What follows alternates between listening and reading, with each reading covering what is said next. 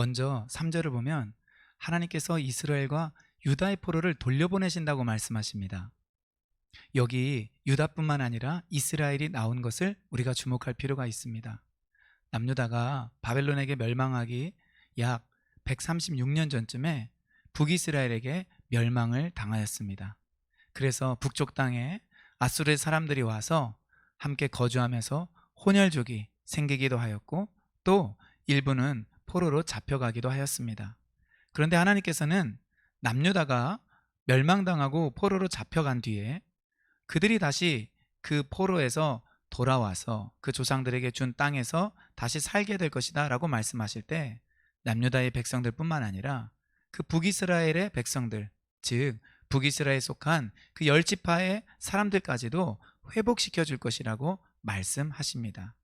하나님께서는 남유다, 즉 유다지파가 있는 그 남유다를 중심으로 하여서 역사를 진행하시지만 결코 북이스라엘의 10지파를 잊으신 적이 없습니다. 그래서 호세아서에서도 보면은 그 북이스라엘을 하나님께서 절대로 놓치지 않으신다라고 말씀하는 것을 우리가 알 수가 있습니다. 우리가 때로 하나님께 잊혀진 바 되었거나 아니면 하나님은 나를 생각하지 않는다고 여길 수 있지만 절대로 그렇지 않습니다. 하나님은 우리를 기억하고 계십니다. 저는 여기에서 남과 북이 같이 하나님께 회복될 그 통일의 날을 바라봅니다. 복음 통일, 자유민주주의 통일이 되어서 북한에 있는 백성들도 마음껏 예수님을 믿을 수 있고 성경을 읽을 수 있고 기도하고 찬양하며 예배드리며, 그리고 다시 평양에, 그리고 다른 중요한 여러 대도시에 신학교가 세워지고 수많은 교회들이 세워질 그 날을 꿈꾸어 봅니다. 이런 회복의 날을 하나님께서 반드시 주실 것이며 우리가 그것을 위해서 기도해야 될 것입니다. 5절에 보면은 하나님께서 우리가 무서워 떠는 자의 소리를 들었다라고 말씀하십니다. 여기서 우리라는 것은 하나님께서 창세기 1장 26절에 우리가 우리의 모양대로 우리 형상을 따라 사람을 만들고에 나오는 그 우리와 같은 표현이라고 볼 수 있습니다. 하나님께서 그런데 앞으로 일어날 그 무서운 소리, 유다 백성들이 당할 그 재앙과 환난의 소리, 두려워 떠는 소리, 평안이 없는 그 소리를 들었다라고 말씀하십니다. 하나님은 미래에 일어날 그 소리를 들으시는 분이에요. 그리고 미래에 일어날 그 장면들을 보시는 분입니다. 하나님은 역사에 일어났던 그 과거뿐만 아니라 앞으로 일어날 모든 일까지도 다 알고 계실 뿐만 아니라 사실은 그 역사를 주관하고 계시는 분이십니다. 하나님이 역사의 통치자이십니다. 하나님이 히스토리 메이커이십니다. 하나님께서 그 모든 것들 속에서 이 역사를 주관하고 계시는 분이시라는 것을 우리는 믿어야 될 것입니다.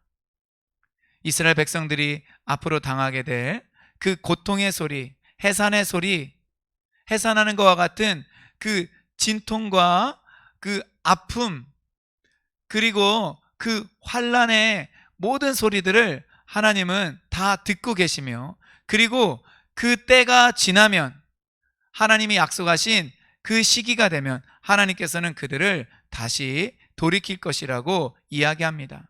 그래서 7절 후반부에 보면 그러나 그가 환난에서 구하여냄을 얻으리로다. 여기 그는 야곱, 즉 이스라엘 남유다 백성들을 가리키는 것이죠.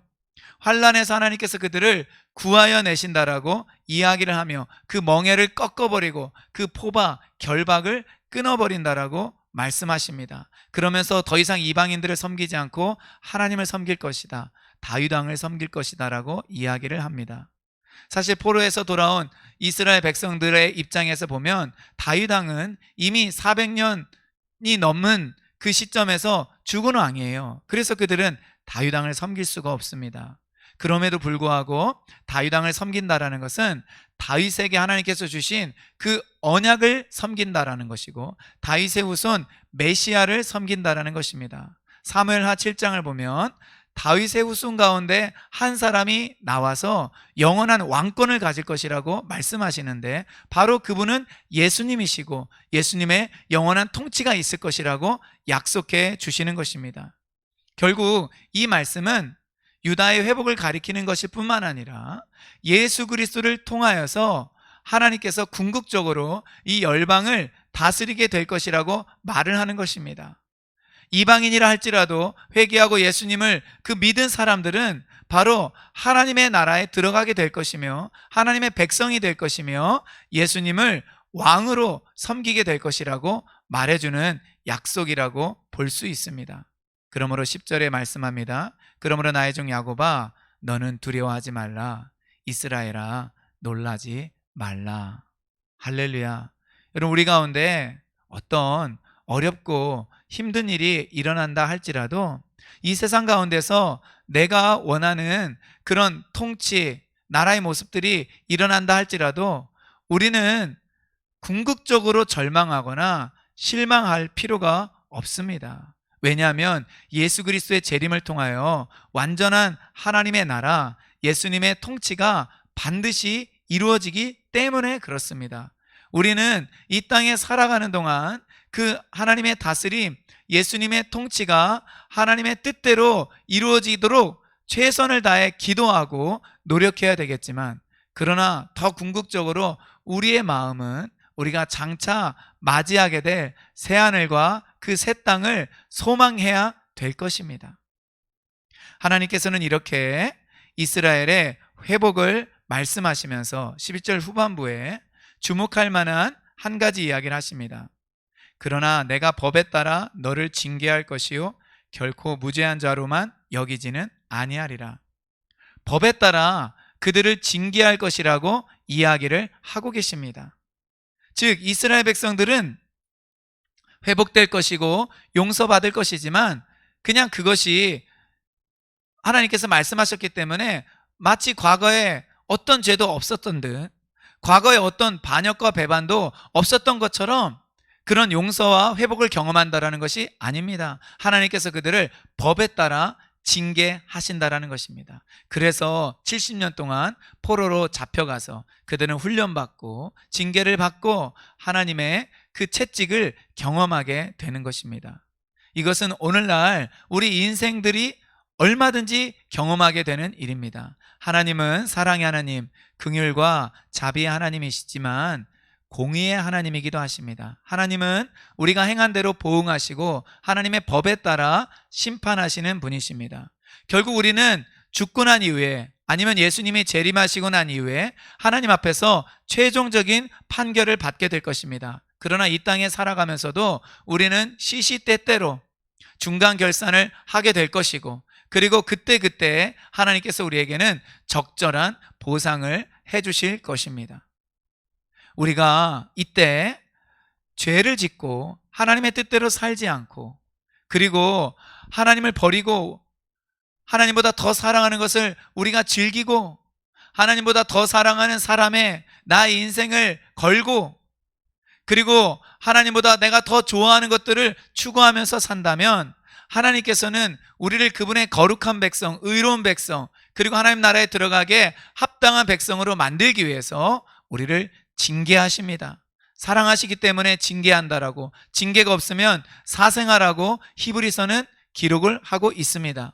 여러분, 그렇기 때문에 지금 나의 삶이 하나님의 징계 가운데 있고 하나님의 손 안에서 다루어지고 있다는 것을 느낀다면 우리는 더 겸손하게 두렵고 떨리는 마음으로 하나님 앞에 납작 엎드려져야 됩니다. 하나님 앞에 엎드려서 하나님의 뜻이 내 가운데 이루어지기를 바라야 됩니다.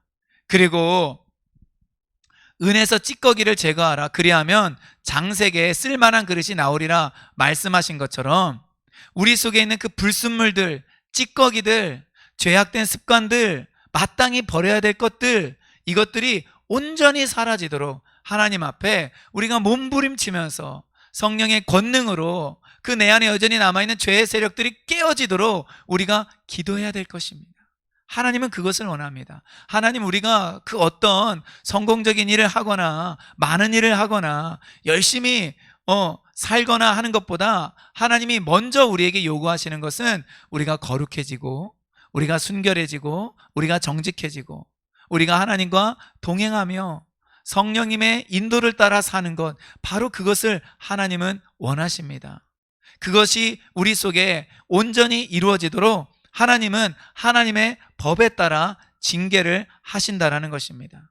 그러므로 우리는 이러한 징계를 기쁜 마음으로 여기고, 징계를 당한다면 그래, 하나님이 나를 사랑하고 계셔, 하나님은 나를 포기하지 않고 계셔, 하나님이 진짜 나에게 원하는 것을 하나님께서는 지금 이루어 가고 계시는 중이야 라고 해석하고, 그 하나님을 바라보시면서 온전히 신뢰하면서 우리 인생을 맡기며 따라가는 저 여러분들 되기를 예수님의 이름으로 축원드립니다. 아멘.